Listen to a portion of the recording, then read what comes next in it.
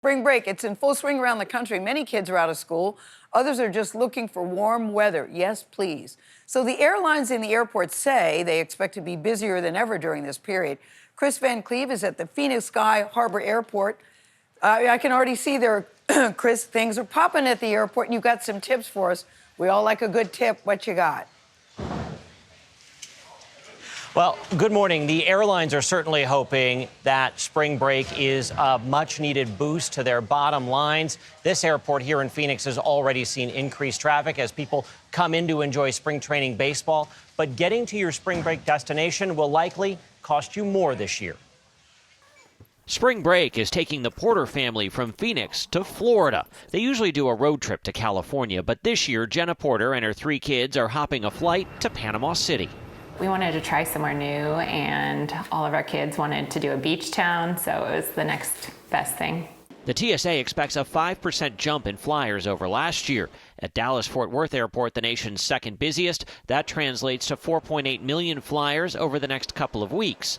And while U.S. airlines are warning of slowing demand following the plane crashes, a drop in government travel, and economic uncertainty, United says spring break 2025 will be a record breaker, with the airline flying more than 24 million passengers by the end of April, with this week its busiest. We are paying a bit more this year than we were last year, but it's not stopping people from traveling. Aixa Diaz from AAA says on average domestic airfares are up 7% from last year, while hotel stays will cost you 8% more. Spring break is one of those weeks that kids are off already, college kids are off, so families want to get together and go somewhere. Gas is about 30 cents a gallon cheaper than spring break 2024. Good news for Kristen Jankowski, who flew to Atlanta to start a family road trip. We're driving down to Miami, and then we're going to spend like a day down there, and then we're going to get on a cruise and then go from there. There are still deals out there. You just have to be flexible with your travel dates and the place you go to visit. Travel mom Emily Kaufman says bundling airfare, hotel, and rental cars can help save on a last-minute getaway, saving about $400 on 4 nights in Hawaii from Los Angeles or Nassau from Charlotte.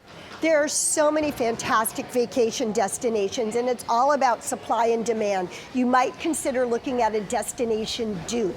Instead of going to one of the most popular places, look for another destination that offers something similar.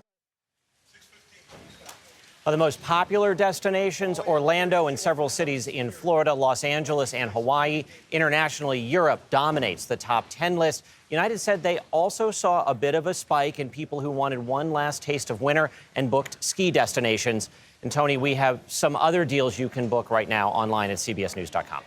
I can't imagine one last taste of winter. That's a strange concept to me. But, Kris, I can't imagine getting back on a baseball field and throwing a ball. And I hear later today you're going to be throwing out the first pitch at a spring training game. Is that true? That's true. I'm curious how that information leaked, producer Campbell. Yeah, I'm terrified, but it should be exciting. Living a dream. Are you terrified, really, Kris? Are you?